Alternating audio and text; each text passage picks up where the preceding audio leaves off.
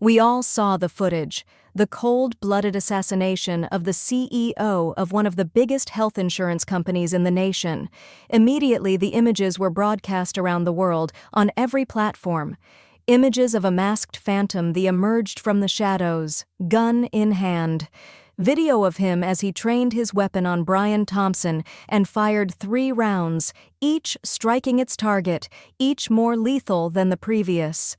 With listened in awe as the details were trickled out, how the assassin had somehow coordinated his attack with military precision to be at the exact location, at the precise moment, to execute this attack. How the casings from the projectiles had been individually labeled and left for the authorities to find, deny, defend, depose, a clear reference to the unsavory tactics used by the insurance companies in the industry where Mr. Thompson made his unbelievable wealth.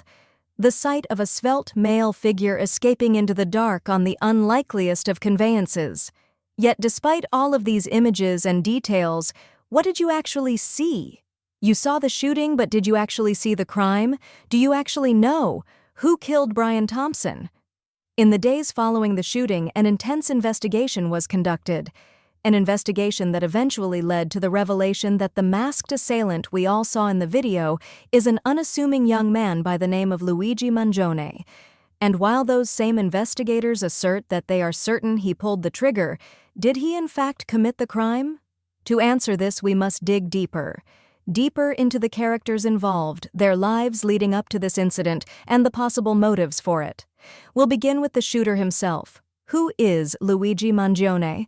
This Ivy League 26-year-old was raised in an environment created by his wealthy family that appears to have left him well-rounded, highly intelligent, and even natured. In fact, his intelligence proved the doorway to numerous opportunities that left him well-traveled.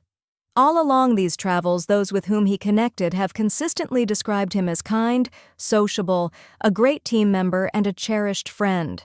So then what would compel someone with this reputation to commit the ultimate crime? Well, there are some who would point to pictures being circulated online that appear to suggest he was suffering with a debilitating back condition. If in fact these are related to him, they depict X-ray images that show he had some sort metal brace attached to his spine, affixed with huge metal screws driven deep into the bones. Was the suffering brought on by this condition enough to drive him to a lethal attack? Was the company Brian Thompson oversaw responsible for exasperating his suffering by creating delays in his care or onerous financial obligations to cover the cost of it? Certainly, if you listen to the predominant narrative, it would appear so. They describe a man who lashed out in anger at the man he felt was the face of corporate greed and apathy. But what if we told you there's a glaring hole in this theory, one that makes it probably far less than the lamestream media has bothered to report? What is that hole, you ask? Well, it's the glaring fact that according to the NYPD, Luigi Manone had never been insured by United Healthcare. That's right, never, ever. So this couldn't have been sparked by the manner in which they handled his claim, because there apparently was never a claim. So then was he just acting out of a sense of enrage towards the insurance industry as a whole? Will simply being enraged doesn't endow one with the ability to carry out such a well-coordinated strike. This crime suggests more than just rage. It seems to suggest that the shooter had inside knowledge that would be vital in the planning and execution of such a well-timed attack. Which brings us to the next theory. To examine this theory, we will need to take a moment to examine the victim. Brian Thompson was born and raised in Iowa. He joined United Healthcare in 2004 and rose in the ranks, eventually becoming the CEO of the company. Once achieving this position, he oversaw a period that saw highly impressive profits. However, these profits seemed born from highly dubious practices. Practices seemed designed to deny vital funding for treatments required by their insured. This created hostility among its 49 million customers and even prompted an investigation by the United States Senate.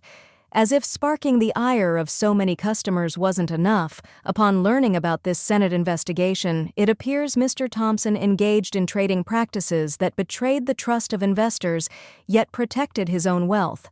These practices are suggested to have caused many to suffer ruinous financial losses and surely gained Mr. Thompson a wealth of enemies to go along with his financial wealth. So, might this have been the motivation for his slaying? Was this an act of retribution for his callous disregard for the investors who had dutifully poured their money into the company's stock?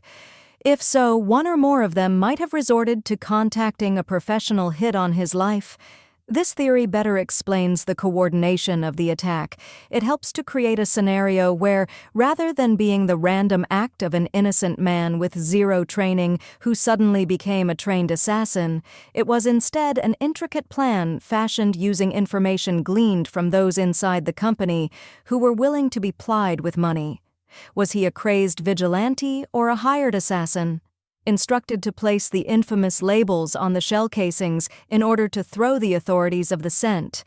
Or was he even the shooter at all?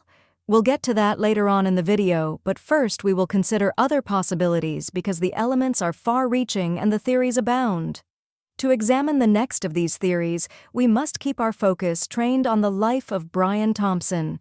For what many don't know is, while his insured suffered under the crushing weight of ever-amounting medical bills, Mr. Thompson and his wife enjoyed the luxury of living in separate his and hers mansions, one in a 5,000-plus square foot mansion, the other in an eye-popping 6,000-square-foot mansion, both less than a mile away from each other.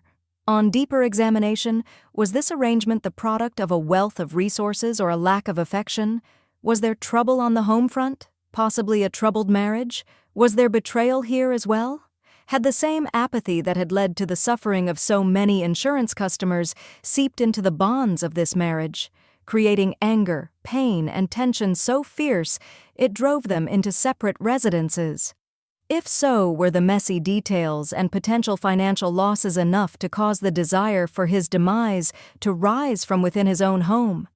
Indeed, we have heard or seen alarmingly little in the way of support or grieving from his family or anyone close to him. In fact, while the media has engaged in a largely fruitless campaign to prop him up, their voices have been constant, but what's been even more deafening has been the silence. In contrast to the man accused of his slaying, who has enjoyed a constant parade of support and compliments, there has been a conspicuous absence of any such testimony for the victim. So were the elements of his personal life what ultimately led to his demise? Maybe this had nothing at all to do with his job as the CEO? Then there's the most explosive theory of all, the growing belief that the man being accused wasn't the shooter at all. There is a swell of skepticism that the man who was arrested even resembles the man hidden behind the mask on the grainy video footage. Then there's the comically convenient mound of evidence that's appeared before and after his arrest.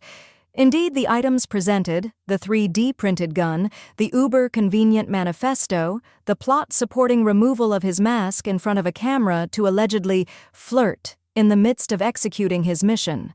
It all seems far too convenient, to the point that it seems to mock the intelligence of the public at large. Is he some sort of plant? Is he being framed?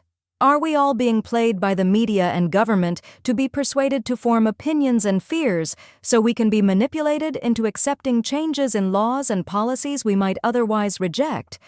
All these issues make this multi-layered incident a complex and confusing maze, sure to keep us intrigued for months to come. Stay tuned here while we continue to cover things as they unfold and bring you the key elements you'll struggle to find elsewhere. Like, share, and subscribe, and let's get the conversation started below. What are your thoughts on this crime and those involved? Chime in and offer your perspective. It just might be the angle that brings this whole situation to light. In the meantime, take care. See you in the next episode.